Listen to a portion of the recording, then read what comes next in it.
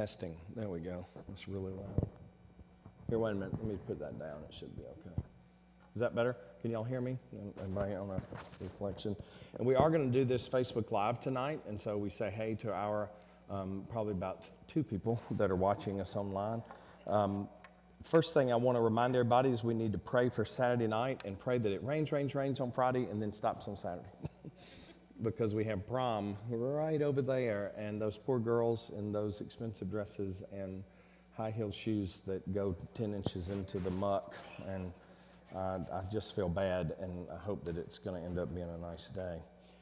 Tonight, we are going to look at the scriptural text for the series that we're doing. Hey, Jennifer, I've got one for you. Okay, I've got extras I printed. I didn't know how many we have. You got one? Okay, good.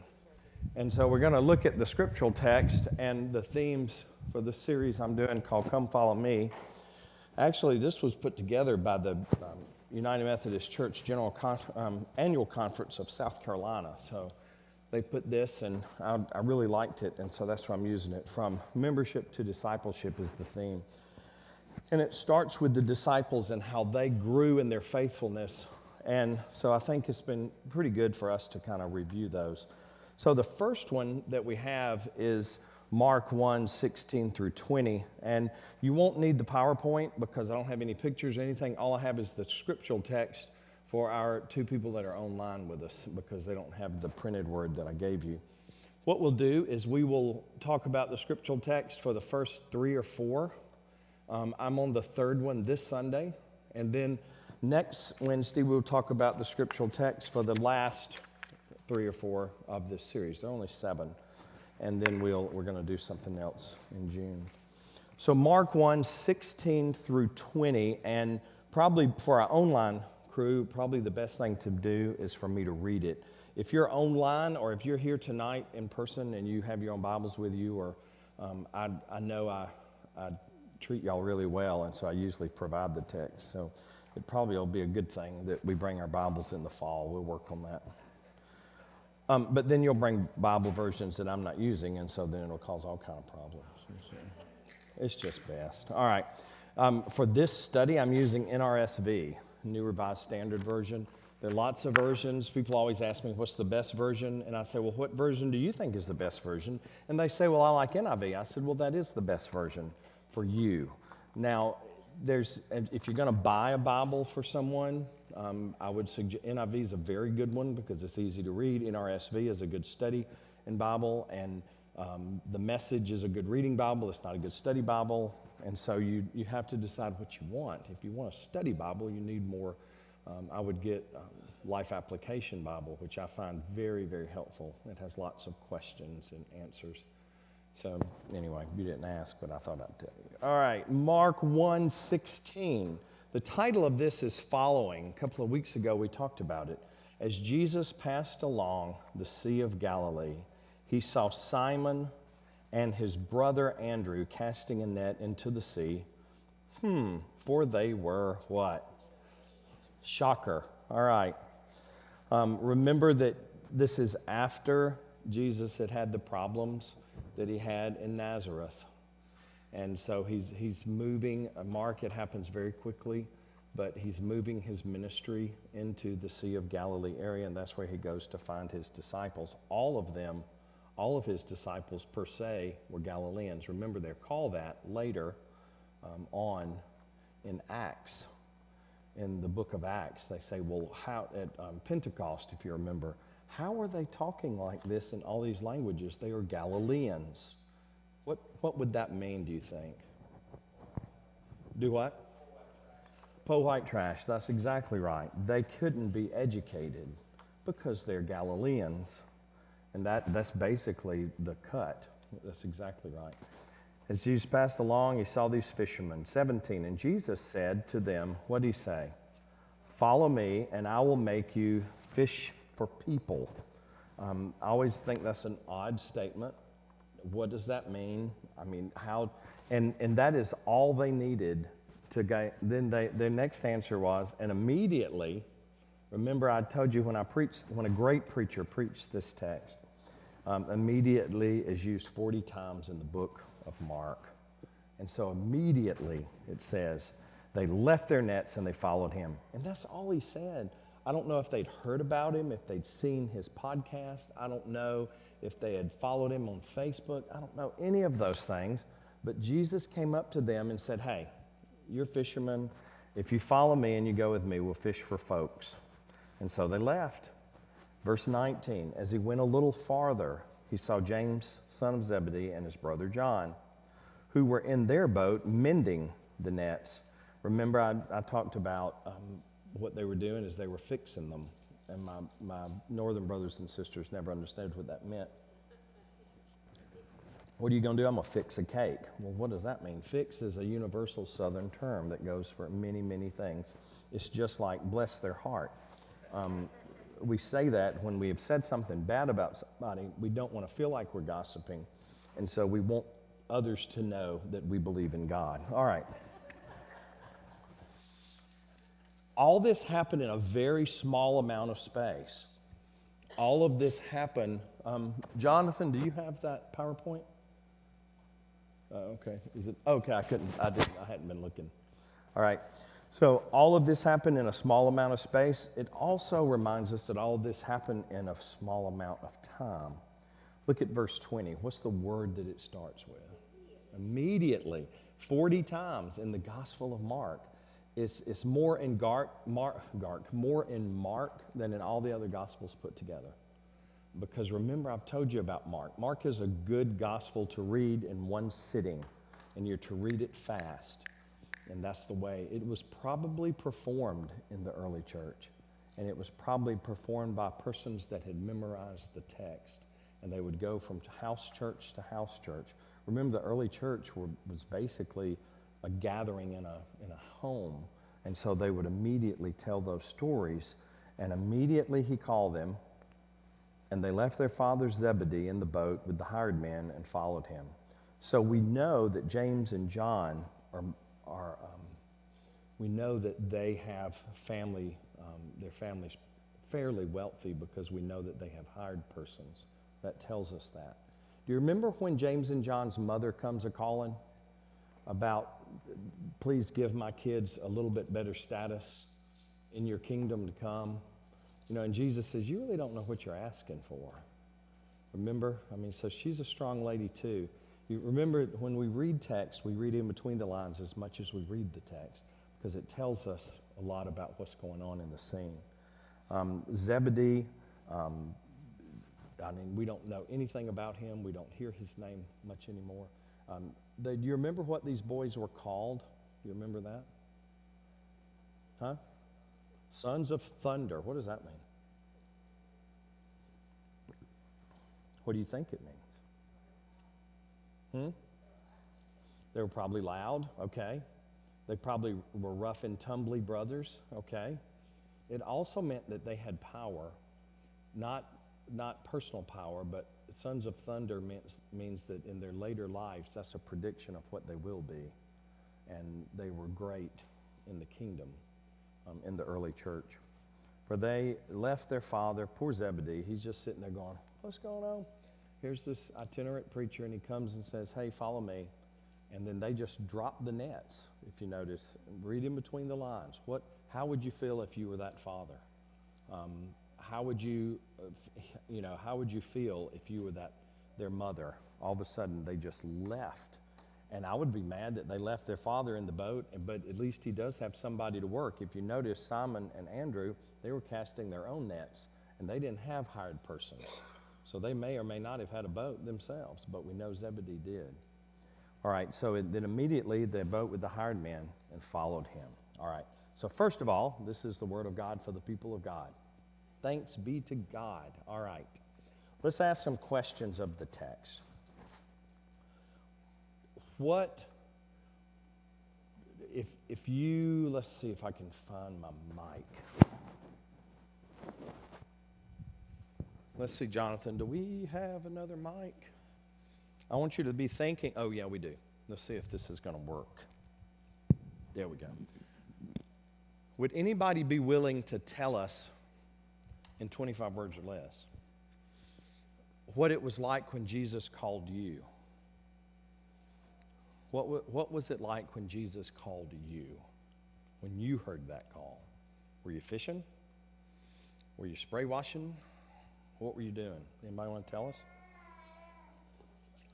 Wait a minute, come on. You got to do it in the mic so that our online folks can hear. This is Miss Nancy. I was a child. Okay, put it close. I was a child. You were a child. How old? Probably 10. Probably 10. So that was what, 30 years ago? That would have been 1950. 1950.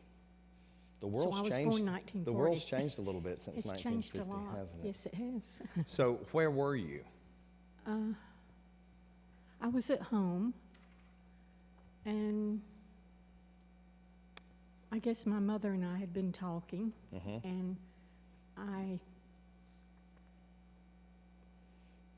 actually talked to God. Did you? I did, and He talked back. Yeah, I truly believe He did. I've experienced that. And before. it was a good experience for me. And what happened from that? What did you do in that call? Well, it made a difference in how I looked at life. Okay. It really did. I grew up a lot. And at the age of 10. As a result, yes. And I joined church. You joined the church? What Not church? immediately. What Cokesbury. Cokesbury Methodist, back out here in the county. Okay. And I guess I was about 12. That's awesome. That's wonderful. Thank you, Miss Nancy. Doesn't that just do your heart good? One of our children in our youth department, and I'll let her tell you this later, but she decided the other day that she said, I want Jesus to be in my heart.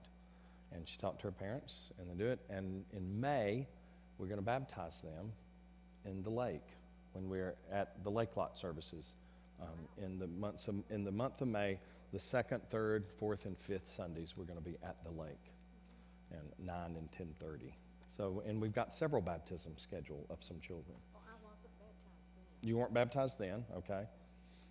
But later. My husband was a Baptist deacon. Oh, wow, okay. I had to be dumped. You had to be dumped, yeah. Yeah, I have not been dumped, but that's, I'm okay. It didn't matter. Right. I felt I was okay, but for his sake. Yeah, I understand. I don't blame you. All right, anybody else want to tell that story when Jesus summoned you and you were on your journey and He said, hey, if you'll follow me. Anybody else? Okay. All right, I'm not going to make anybody talk. When that happened to you, sometimes it happens as a young person, sometimes as an older person. I know an older guy in his 60s that he said, I really understand now what it meant, and he accepted Christ in his 60s. And it was a powerful moment. It was just as powerful as a 10-year-old, but in a very different way, because your life experience is so different. And the sad thing, though, is he had a lot of regrets. And everybody has some regrets, you know that. That's life. But, I mean, just think if you'd always chosen the right path. Think back in your lives if you'd always chosen the right path over all the decisions you made, you know. Also think, I always remind people this, just think if God had given you all the things that you have prayed for over the years. Just think about that. Yes, ma'am. Oh, well, it's okay if you cry a little bit, not a lot. Okay. I was brought up in the church. Put it close, put it close. I was brought up in the church and always believed in God, but I didn't have a close relationship. And when I moved up here 15 years ago, I was in a bad place. Okay. I wasn't working. I needed surgery.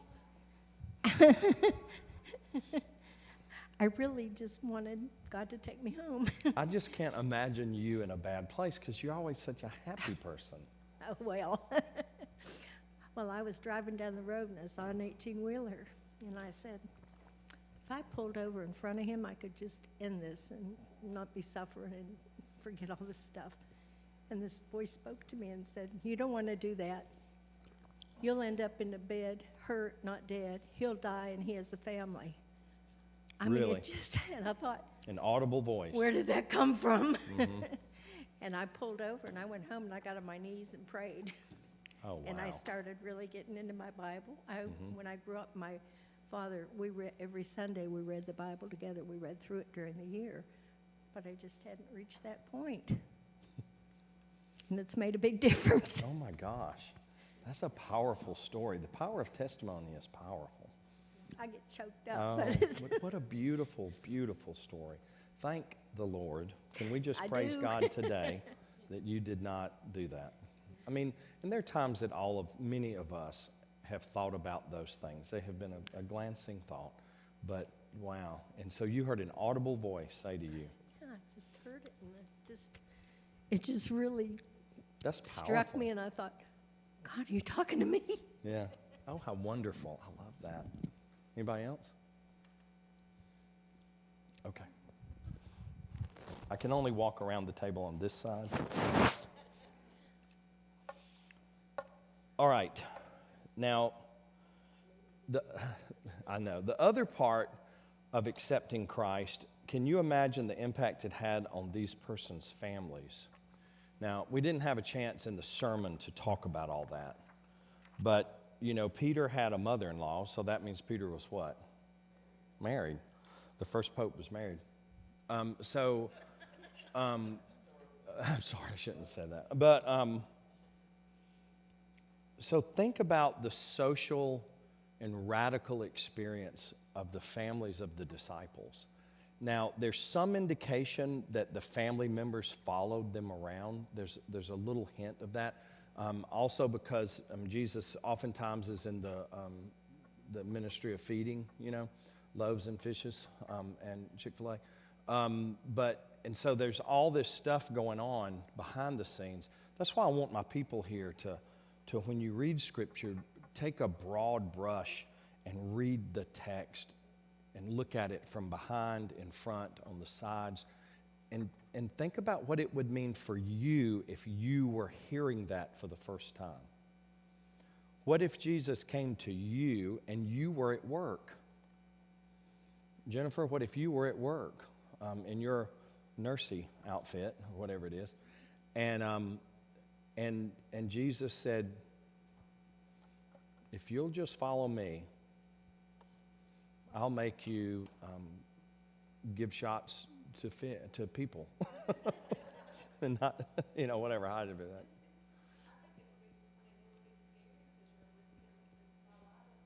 Yes. Because you risk your livelihood, you risk money.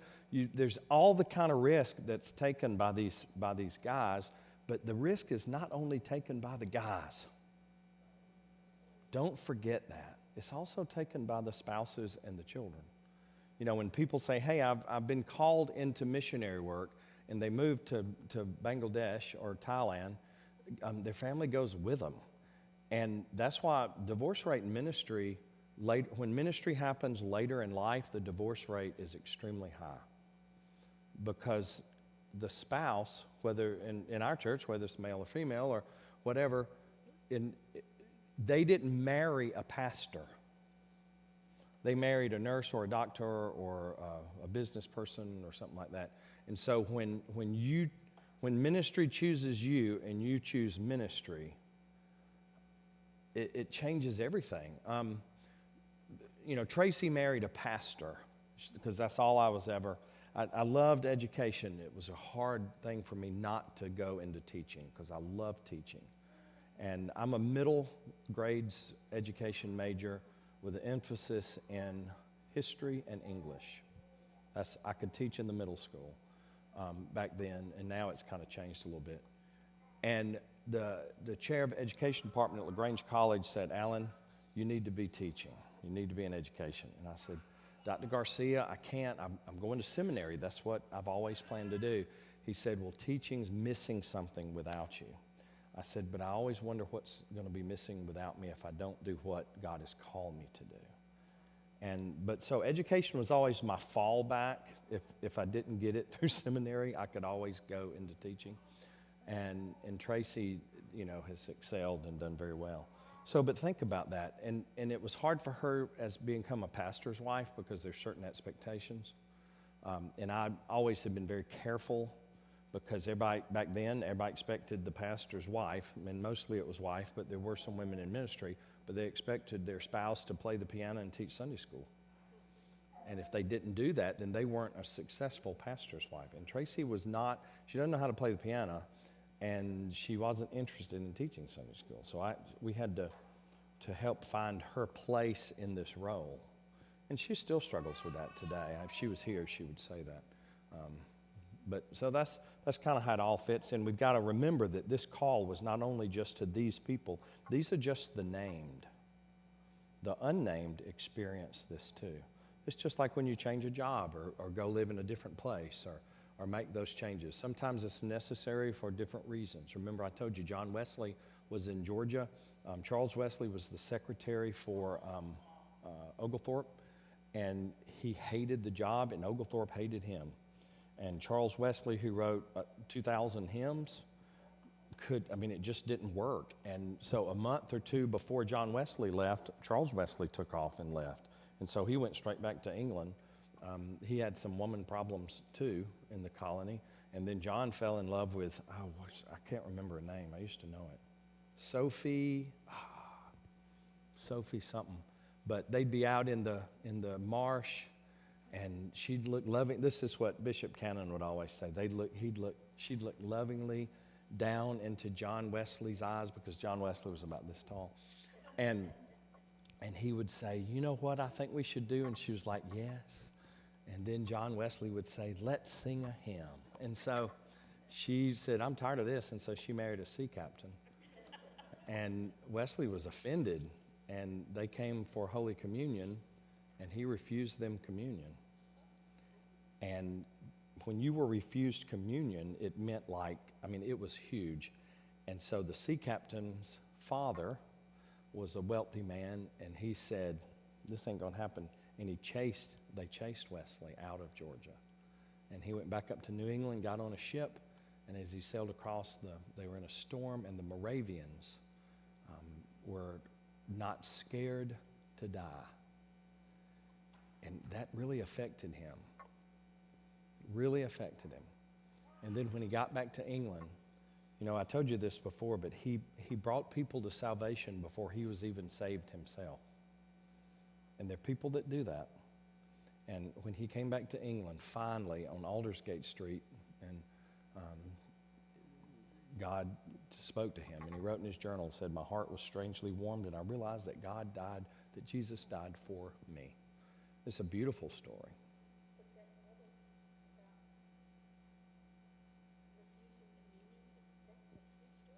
Yes. Oh, yes, ma'am.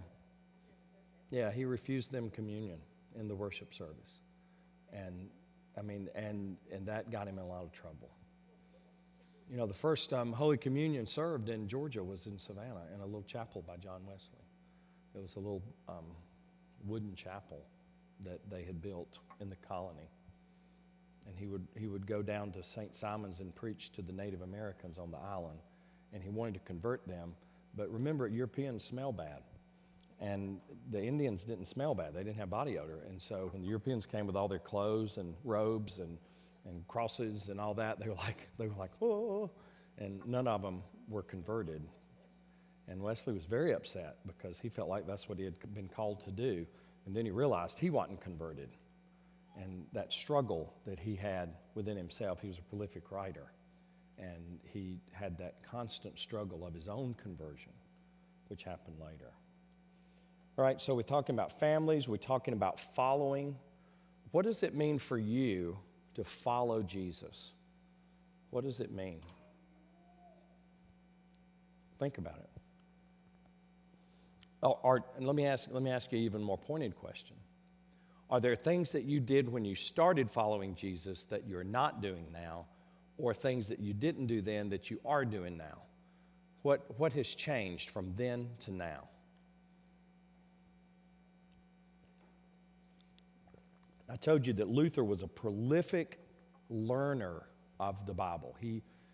By his death, he had memorized almost 87%, 89%. Just crazy. Rote memorization. And he started memorizing Scripture before he was a Christian. And then after he became a Christian, guess what he did? He kept memorizing Scripture. So we can even do good things. There are a lot of good folks that aren't Christians. There are a lot of things we can do well for the kingdom before we ourselves are converted into our Christian faith.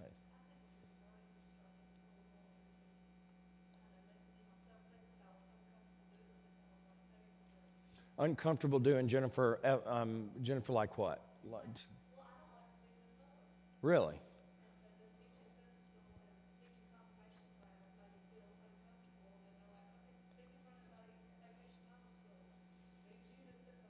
Yeah. So God is pushing you outside of your comfort zones. Right. Well, and what's that statement? I've read it before on Facebook, then it's true. That if you're doing something that will fail unless God does it, it's not holy.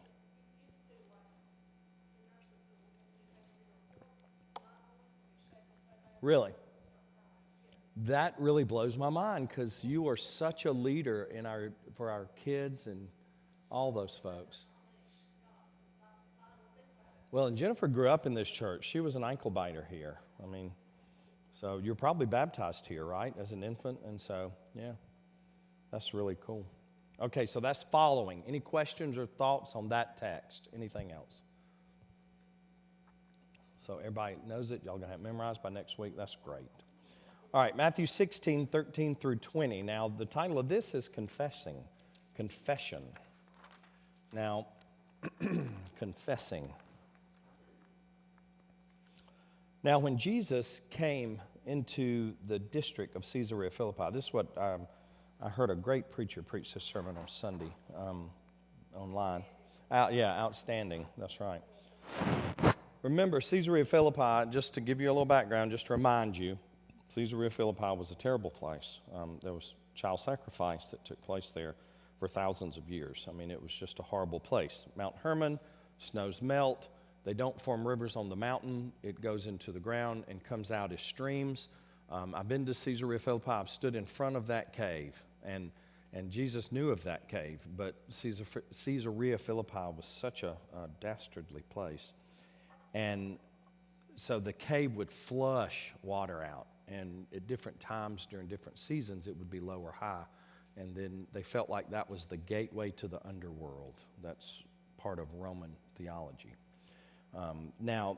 So Jesus was in this district. He asked his disciples, who do people say the Son of Man is? Basically, he's asking, who do people say that I am? And so he's asking them, what do other people say? And I love what they say. That some said, and they said, some say John the Baptist, but others Elijah, and still others Jeremiah, or one or two of them, or one of them. Even says prophets. Somebody says Elvis. Somebody says Prince. All right. And so what does that mean? That means that the people don't know what? Who Jesus is. They don't know. They don't understand.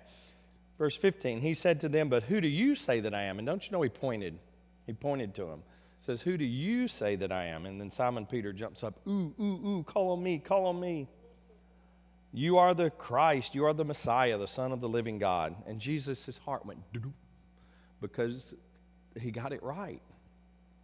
Oh, it was so good for Peter to get that right. Notice that in Mark chapter 1, Peter is brought into, he says, come follow me. And Peter drops everything and follows him. And here in Matthew, Peter says, you are the Christ, the Son of the living God. Verse 17, and Jesus answered him, blessed are you, Simon, son of Jonah, for flesh and blood has not revealed this to you, but my Father in heaven. And I tell you, you are Peter, and on this rock, remember I told you, and on this Petra rock, I will build my church, and the gates of Hades will not prevail against it. When he says that, he probably pointed towards the area of that cave. So he said the gates of Hades, or in Hart County lore, the rocks of Elberton, the stones of Elberton will not prevail against it. Verse 19, I'll give you the keys to the kingdom. I don't think I'm... Oh, yeah, Jonathan, you're ahead of me. You're the man. I'll give you the keys of the kingdom of heaven, and whatever you bind on earth will be bound in heaven, and whatever you loose on earth will be loosed in heaven. All right, I didn't have time Sunday to go into what that means. What do you think that means? So in a sermon, you have to pick and choose, and you can't give it all or you overwhelm them. When I see people, when I've given them too much information, they're like this. And so I try not to give you everything. And so that's why I like having a Wednesday night so that I can give you the other stuff that I didn't give you. So what do you think that means? Whatever bound on earth is bound in heaven, and whatever you loose on earth will be loosed in heaven. They have command. Also, if he's going to be the rock on which the church is built, he will also provide, what's the word I'm looking for? COVID now has got my brain. Provide direction. And so what you keep is what you keep, and what Peter, as the head of the church, remember Peter's the first pope. And so whatever he lets go on earth will be let go in heaven. But what's important is important, and what's not important is not important. And Peter will have the ability at a later time, not now, but at a later time, to make some of those decisions. Does that make sense? Whatever's loosed is loosed, whatever's bound is bound. Also, some people think that refers also to the way that Peter is martyred. He was probably martyred under Nero, under the persecutions of Nero. What's the tradition tell us? Do you remember? That he was crucified upside down. He said, I can't be crucified in the same manner as my Lord. I don't deserve that. And so that's believed that that's what happened. And so tradition tells us that he was martyred and he was crucified upside down under the persecutions of Nero. Verse 20, then he sternly ordered his disciples not to tell anyone that he was what? Okay, why do you say that? Remember, I did say that. And people didn't understand. They still thought he was Elvis. I mean, it doesn't matter what the disciples know. Until they teach and lead and guide, the people still don't have a clue. And isn't that true today?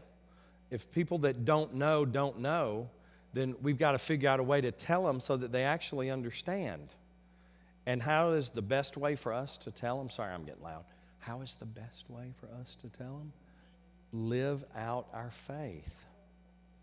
I was talking to a friend of mine 2 days ago, and he lives in a subdivision in Alabama. And in that subdivision, because they're in a very wealthy, up-and-coming area of Alabama, where outside of Birmingham, that's big computer stuff, you know. And there's Muslims, there's Hindus, there's Sikhs, there's all these different religions. And a lot of the Christians in their neighborhood, they were really upset with them because they said, you know what, we want you to believe in Jesus, but if you don't, you're going to burn in hell, so we'll never see you again. And that is not the way to lead someone to Christ. You love them, and you listen to them, and you hear them. And then, you know, the Muslims and the Hindus and the Sikhs didn't tell the Christians that we don't believe what y'all believe, and we're going to probably cut your heads off later. That's not how you lead anyone to Jesus. And he said, I got very frustrated at many of the Christians in our community. And he's a Christian. I mean, a devoted Christian. And he said, I was so close to some of those other people. And they said, we just appreciate you. We appreciate you because you don't take the Bible and beat us over the head with it. There's a way to teach people Scripture and not say a word. You know, sometimes that's handing a cup of coffee or, you know, sharing a meal or little things like that. So I think we need to remember those things. Remember Peter, bless his heart. I love Peter because right after this, Jesus says, well, the Messiah's got to suffer. And Peter jumps up and says, no, we will die with you. And what does Jesus say? Oh, get thee behind me, Satan. Because remember, Jesus spoke in King James English. And he called Peter Satan. He called him Satan. And he said, and he goes in a very short amount of words. He goes from, on this rock, I will build my church, and you are the devil. Now, I know none of you have ever done that with your spouse, but in your relationships, because y'all's are perfect relationships. So in this, so what is the value? Now this is a good question. What is the value The first we talked about following. The next we're talking about confessing Christ. Now, this isn't about confessing your sins. This is confessing Christ as Lord, okay? That's different. Your sins will come later because we all have them, except for Lillian Weissong. She does not. She is the only sinless person I know, and that has to do with hydrocodone. All right, so think about it. Hey, Lil.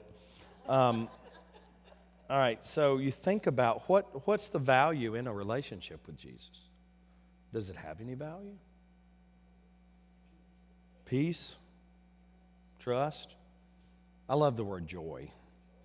I know folks I know people with cancer that are ravaged, and they still have joy. They still have joy. Anything else? What is the value? What's the value in a working situation? Is there value in your work? Nancy, you were a professor, right? So, and as a Christian, what is the value of being a person of faith in a teaching situation?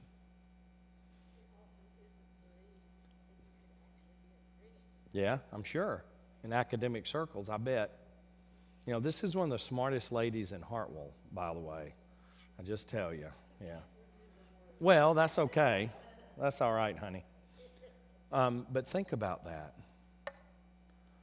When Sam Hilliard was alive, I love some Sam Hilliard. Did you really?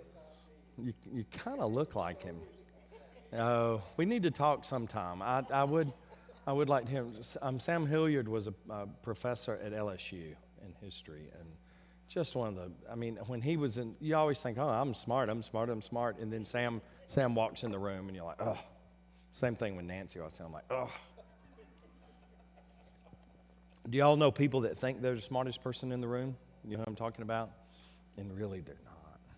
Anybody that thinks they are, they're not. So, but Sam had an air to him, but it was an air of humility, because he was a man of faith, and he never made anybody feel dumb, even with all the rote information that he could give you. I mean, he could tell you what the Confederates and the Union soldiers ate on the Battle of Atlanta, because that's what his books were about, what people ate during the Civil War. That was one of his books, and what they cooked and what they ate. And I mean, and he could just ring out figures and numbers. I'm like, oh my gosh. But he was always such a man of sweet humility. Okay, so Jennifer, what does the value of Christian faith provide for you in a business?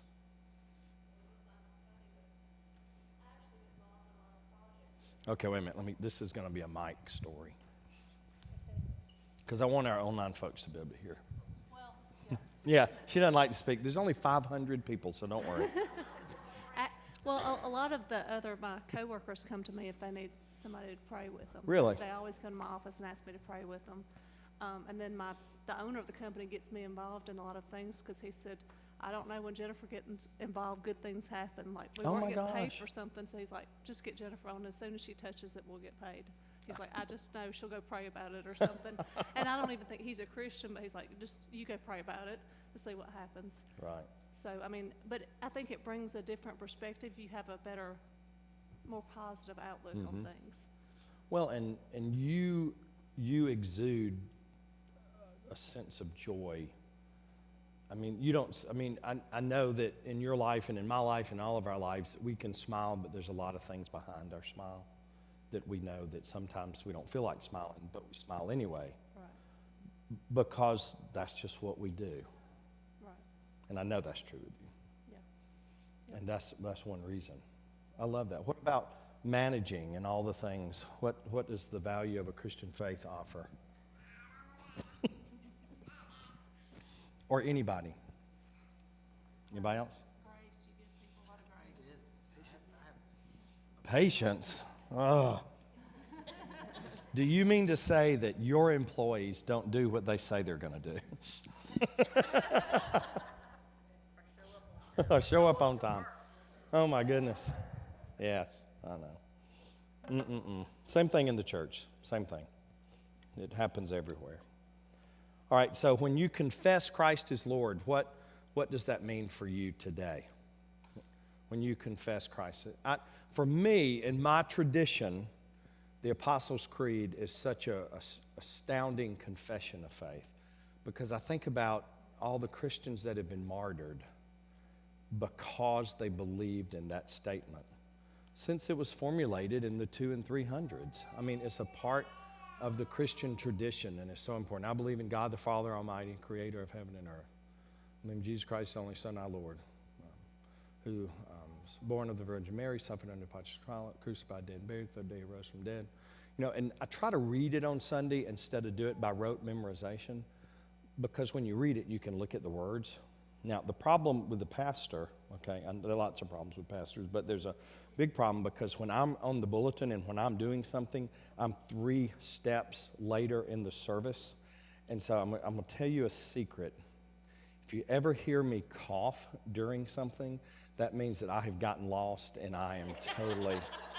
If you hear me cough during the Lord's Prayer, then I am 2 steps down, and there's never, the worst thing ever is to misquote the Lord's Prayer. I mean, that's like, I mean, that's not a good thing, not a good thing. So you'll hear me go,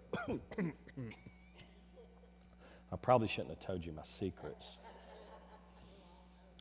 How do you, as a confession of Christ, how can we encounter Jesus today? Or can we? You talk to Jesus every day? Okay. Anybody else? How do you encounter Jesus? Yes.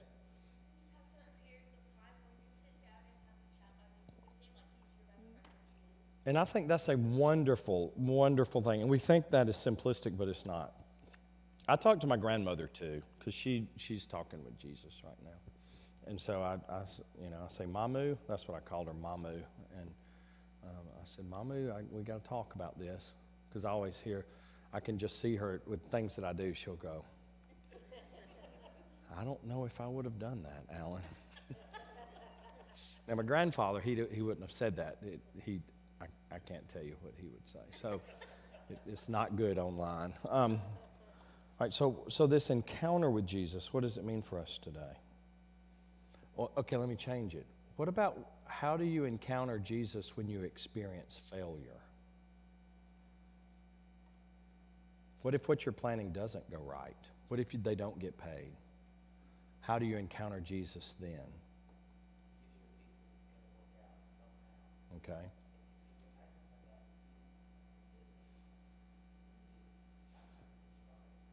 Yeah.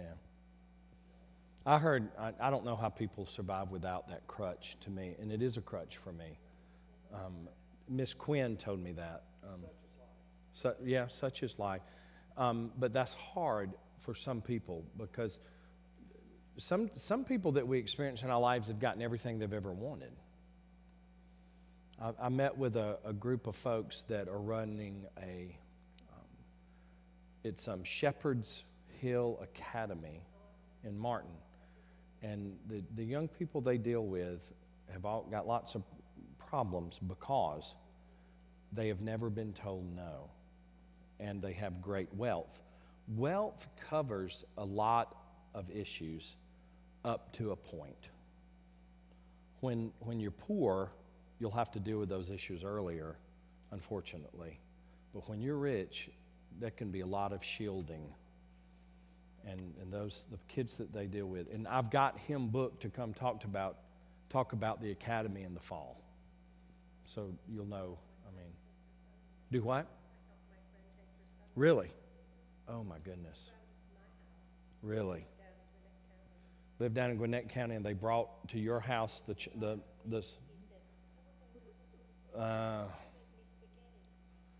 it's a rustic camp out in the woods where usually wealthy. Of course he doesn't want to go. I wouldn't want to go. Lord. I was in Honduras, and those people in Honduras are a lot better off than the kids at that camp. It's unbelievable. They have to make their own bed. There's no running water. But these kids have been traumatized. It takes a year of total disconnectivity so that they can survive. I mean, it's incredible. And they've had kids from all over the world and all over our country. So it'll be interesting to learn more about that. But what about failure? Even when you fail, are you still the disciple of Jesus? How you know? I think God has a sense of humor too. I know. Yeah.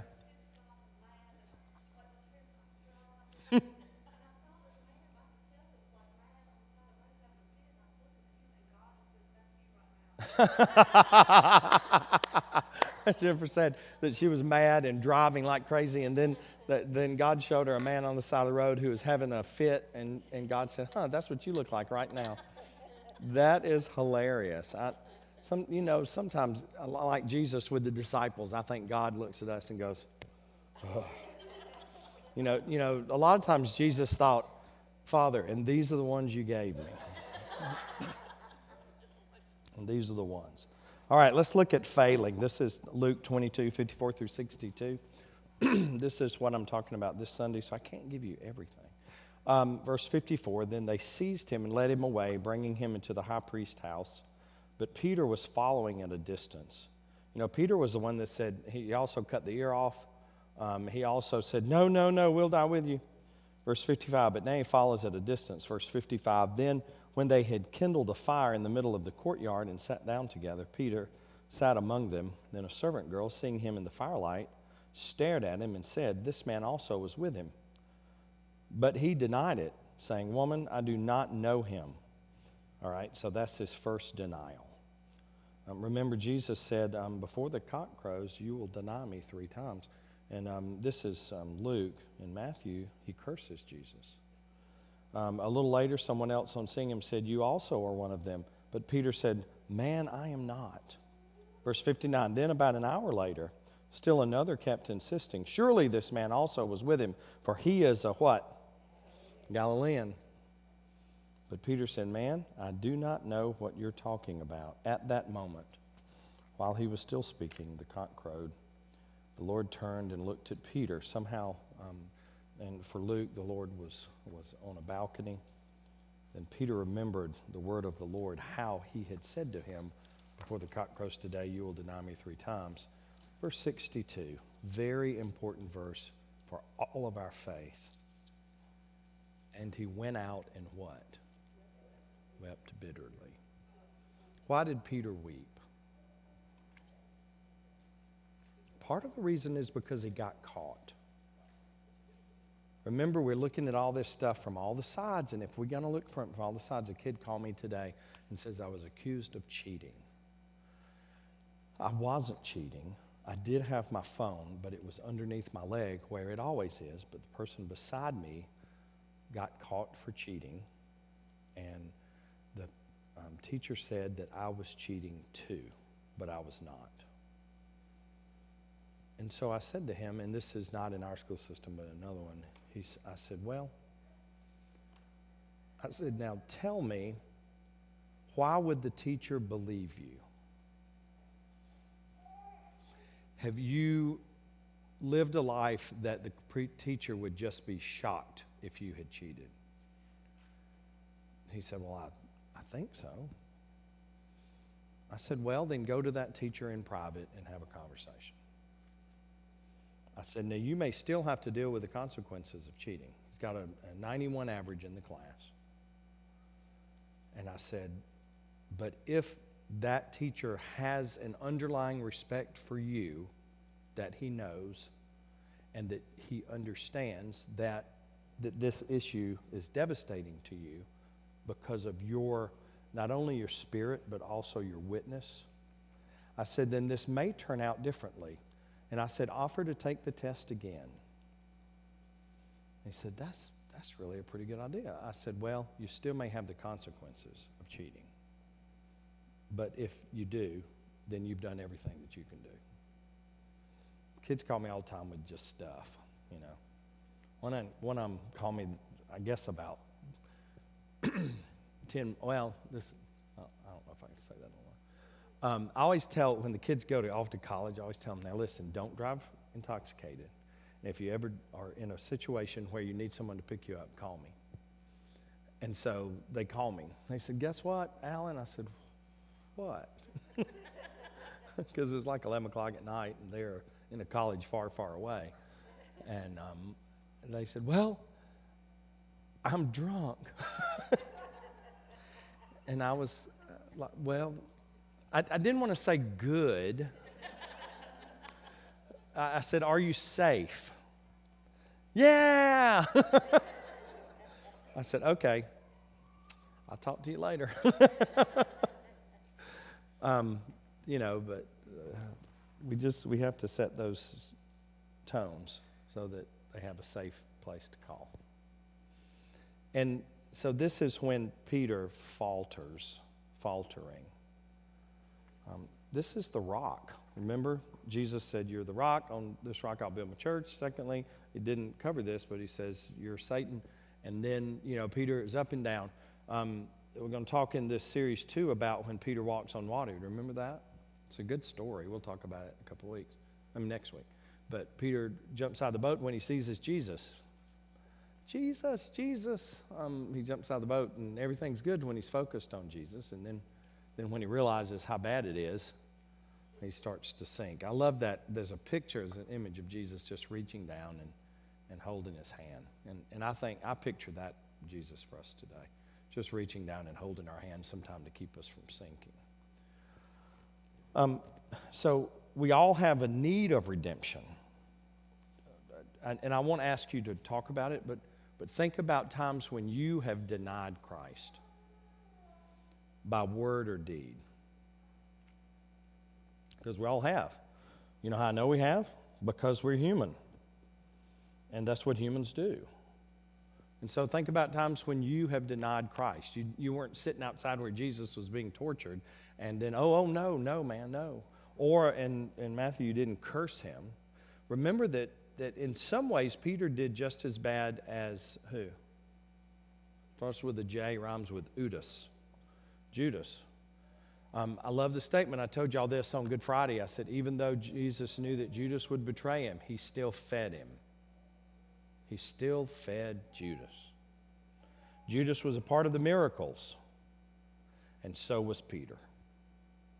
And Peter said, no, I don't know him. I've never known him. And cursed him. He curses Jesus. But we're also going to see in the text where redemption is offered. Peter, will you feed my sheep? Peter, will you feed my lambs? Do you love me? Do you love me? Do you love me? Why does he say it 3 times? Because right here. And did you know that Judas had the same possibility of redemption? He had to have. He had to have the same possibility. The story for Judas, he had to betray him, but it could have been different. It could have been different. That's why we believe in what we believe in.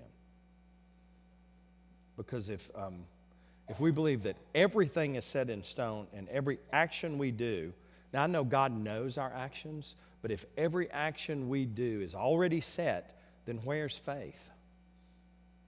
Remember, that's what the early Church of England was struggling with when Wesley came around, because they would have the church services because they got all the money they needed because it was a tax. That's why our founding parents said separation of church and state. Because the church taxed the people, so the church did not have anything to do with the people's money.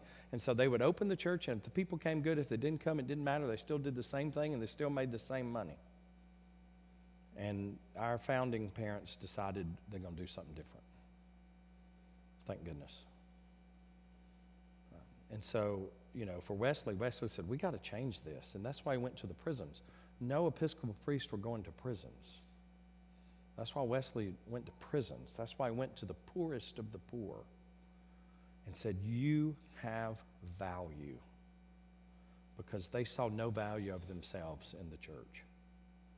And that's why we still do that today. That's why we feed the volunteers out there at the Baptist church that are giving the shots on Tuesdays, this First Methodist Day, and we feed them because we want them to know that their community appreciates them. That's why we participate in Teacher Appreciation in May. That's why we do those things, just because we want those people to know they have value. And we will always do that.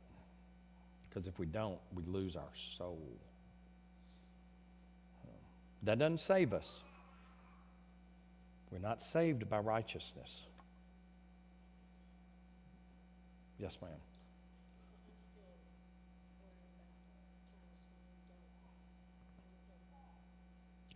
When you fail and you turn your back, yeah. Here, what? This is a mic statement. That was just mine. Because every one of us has kept quiet, haven't we?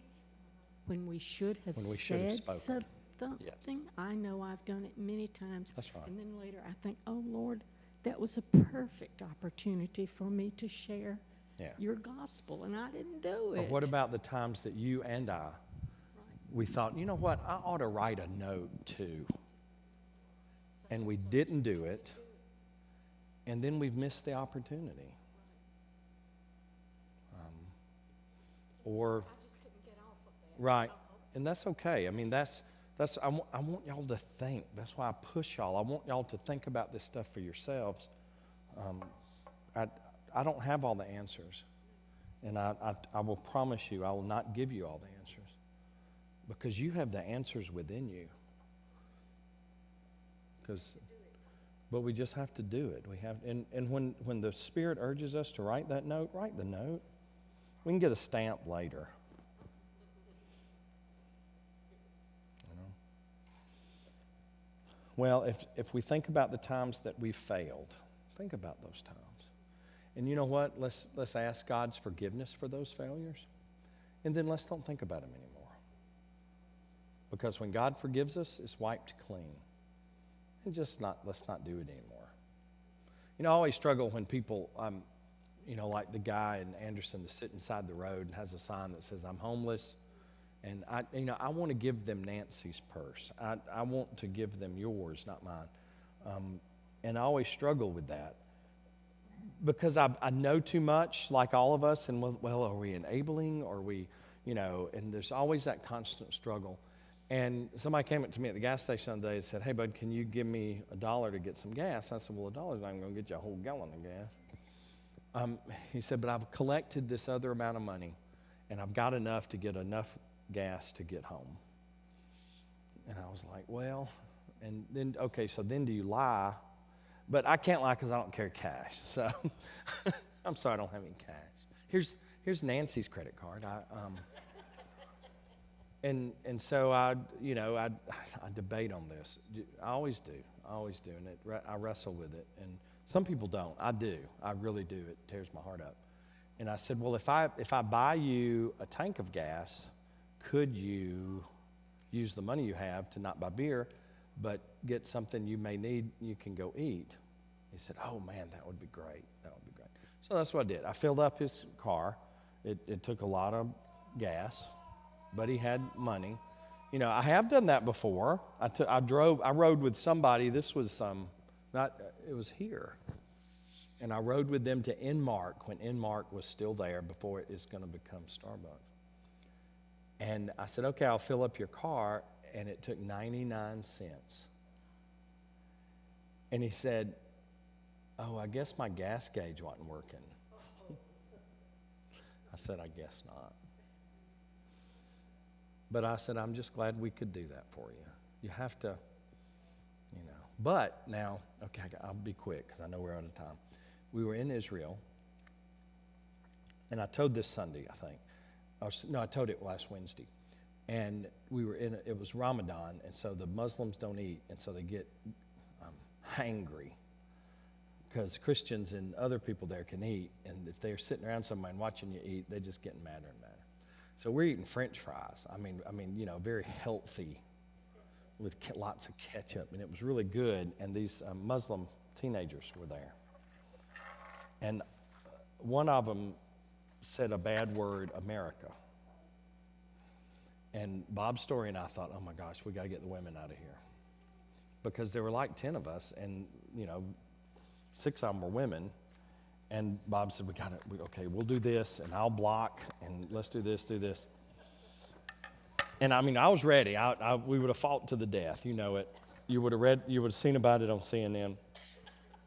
I said, well, let me just try something, because I'm crazy like that, and I can talk to anybody. So I went over there and sat down with these kids. I said, what grade are y'all in? Do you understand any English? They said a little bit. I said, are you in college or high school or school? They said they were in school. And I said, what's your favorite subject? And I showed them pictures of my daughters. And all of a sudden, everything changed. Now, I was scared to death because I was ready to fight.